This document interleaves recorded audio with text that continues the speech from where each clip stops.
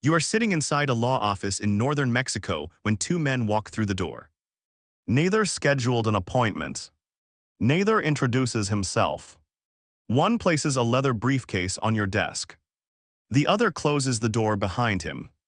The room suddenly feels smaller. The older man slides a file across the table. No explanation. No small talk. Just a single sentence. Someone we care about has a legal problem. You look down. Drug trafficking. Weapons charges. Organized crimes. The kind of case most lawyers avoid immediately. You should say no. Instead, you ask about the fee. The older man smiles. And your life changes forever. The attorney. At first, nothing seems unusual. You represent low-level clients, drivers, warehouse managers, business owners. At least that's what their paperwork says. The money arrives quickly. Always in cash. Always on time. You win cases. Evidence disappears. Witnesses change their stories. Police officers suddenly forget details. You tell yourself not to ask questions. Because every answer leads somewhere dangerous. For a while it works.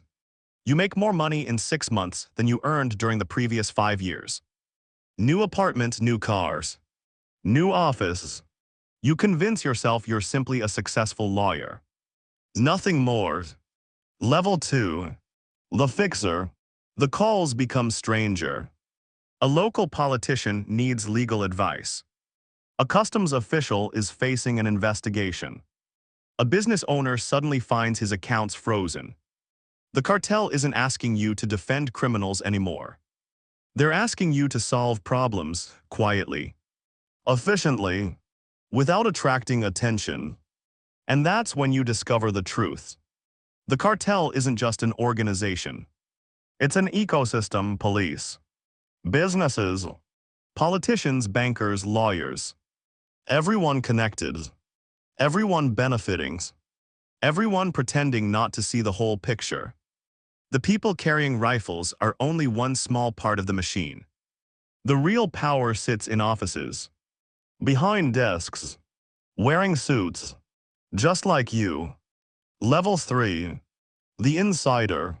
One evening, you receive an invitation. No address. No explanation. Just a location and a time. You arrive at a private estate outside the city. Luxury cars line the driveway.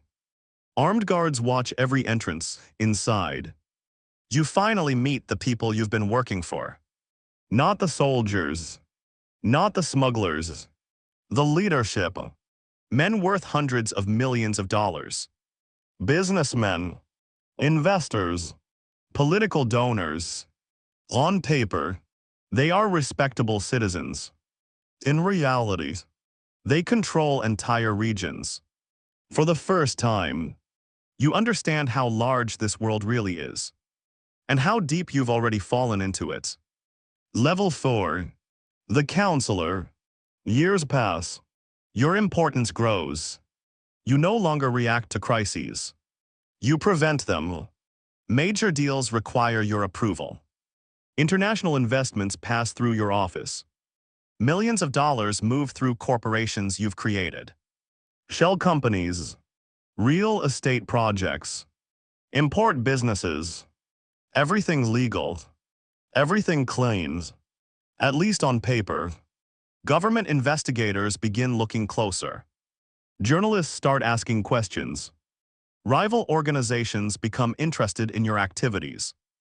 The danger changes. You are no longer afraid of criminals. You are afraid of attention. Because attention destroys everything. Level 5. The trusted man. Then one morning, you receive a phone call. A senior cartel leader has been arrested. Everyone panics. Millions of dollars are at risk. Years of operations could collapse. For 72 hours. You barely sleep. Emergency meetings. Legal filings. Political negotiations. secret payments, backroom deals. When the crisis finally ends, the leader is released, and your position changes forever. You are no longer an employee. You are trusted. In the cartel world, that is both an honor and a threat, because trusted men learn secrets, and people who know too much rarely leave. Level 6. The prisoner. The money becomes absurd. Private jets, luxury homes, security teams, influence, everything society associates with success. But something feels different now. You can't resign. You can't relocate. You can't start over. Because organizations like this don't believe in retirement. Every secret you know has value. Every document you've signed matters. Every transaction leaves a trail. You are wealthier than ever, yet less free than you've ever been. And deep down, you understand something terrifying. The men carrying rifles aren't the only prisoners. The lawyers are trapped too. Level 7. The exit.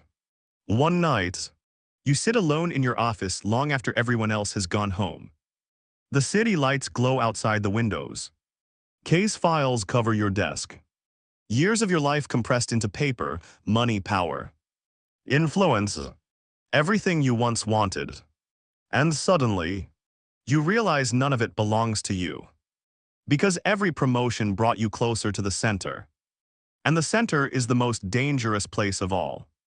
The public imagines cartel life is about violence, gunfights, smugglers, assassins. But the people who survive the longest understand a different truth. Empires are not built by the men pulling triggers. They are built by the people who make those triggers unnecessary. The bankers, the politicians, the accountants, the lawyers, and in the end, those people often discover the same thing. Getting into the cartel was easy.